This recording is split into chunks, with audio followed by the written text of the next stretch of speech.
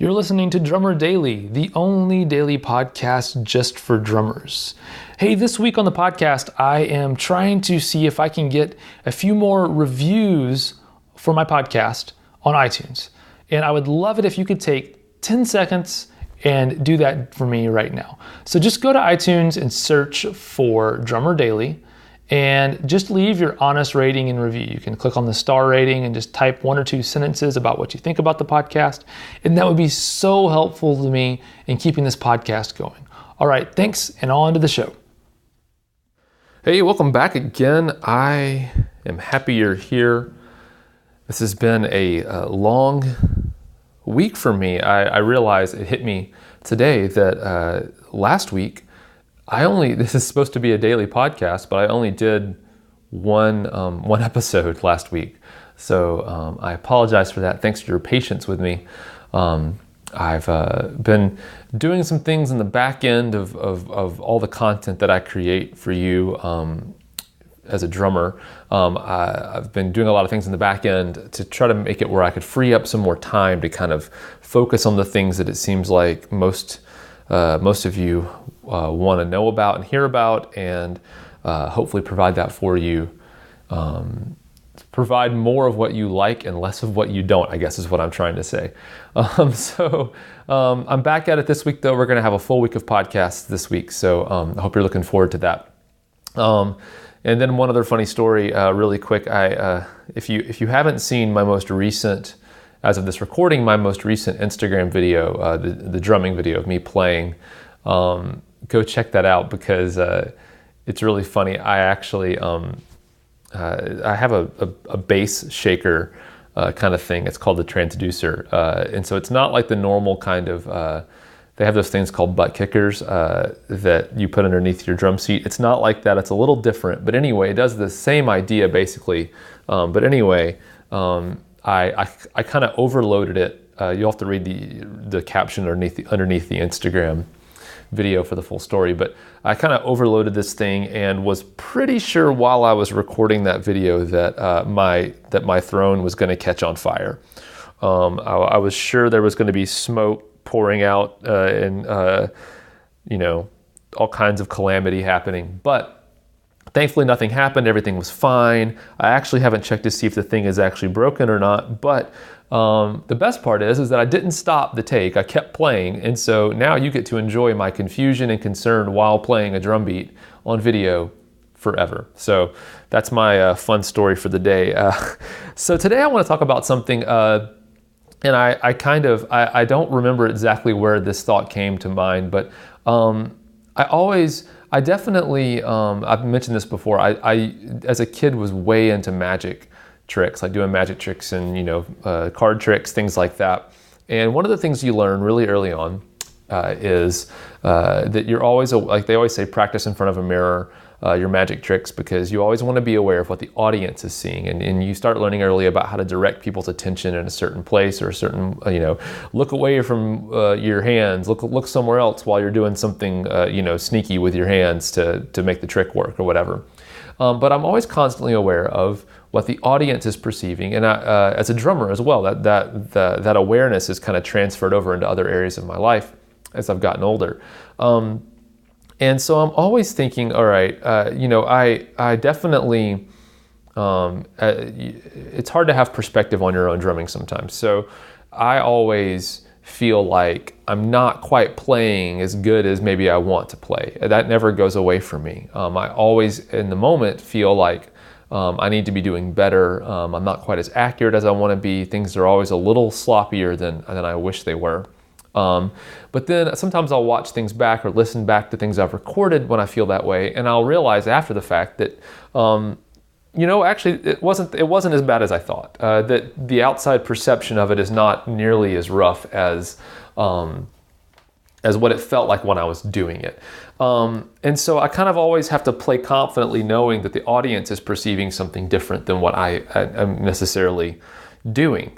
And so with that in mind, though, having that awareness and that ability to think about your own playing through the lens of what someone else is hearing or seeing allows you to do some really cool things. And one of those things is there's a few little tricks that I've learned over the years to if I'm not feeling it or I'm not playing really well, or even if I think that I'm maybe, I'm kind of out, I'm trying to think the right word, that I'm out, not outgunned, but like I'm outmanned as far as the other musicians in the band are way better than I am. How do I blend in, and how do I make it look like I belong with all these awesome players? And I found a few tricks. So this trick today I want to share with you is something that is more of a concept, but it's something you can do. And if you do this, it will instantly make you seem like you are a better drummer than you were a few minutes ago. And this works no matter how good you are. And this is not insinuating or meaning that you're a bad drummer. Like I said, I don't think I'm a bad drummer, but I still use this trick all the time. And that's this. When I'm in a band situation or a studio situation where I've got other musicians with me, I will look around the room after, and this really only works obviously if you've heard the other guys play and you've played with them a little bit. But I'm immediately, once I get started going, I'm looking and I'm paying attention, and I am trying to identify who the best musician is in the room. Now, as a drummer, a lot of us have been raised or been trained to think that we are the best drummer, or we are the best musician in the room. But that's not always the case. But it might be. I mean, it might be true. You might be the best musician in the room. But objectively look around and kind of think, all right, who is the best one here, technically or feel-wise, or who is executing at the highest level this music or this performance.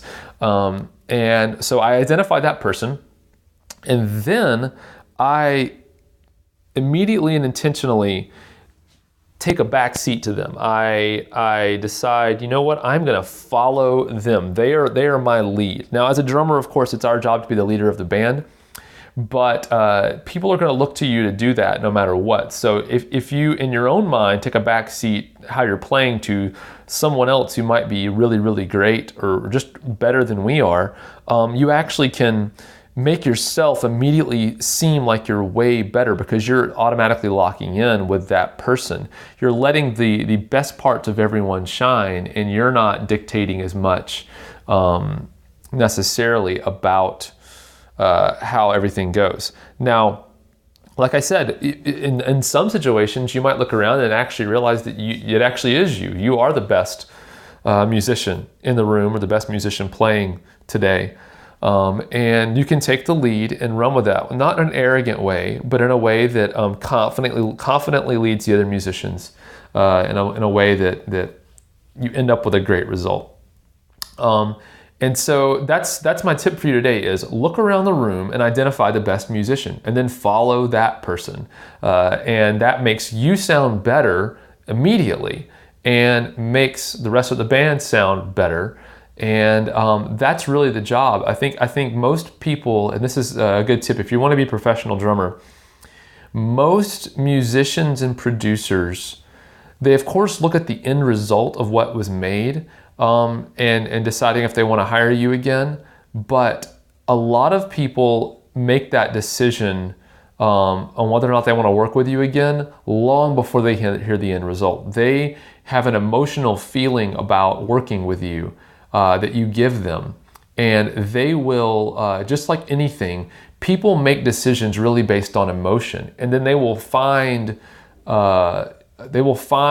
tangible things to justify their emotional, irrational decision. So keep that in mind as a drummer. If you're looking to be a professional, people are going to decide whether or not they want to work with you based on how you make them feel when you work with them. And then later we'll use the result, the music, something else as the reason why, to justify their own decision that they've already made. But what's really cool about that is, on the other hand, if you can make them feel really great about working with you, they will, like I said, they will hunt and pick and choose reasons to work with you again. And so a lot of times the only tangible thing they have from working with you is the recording they have of you, or the performance, whatever it is.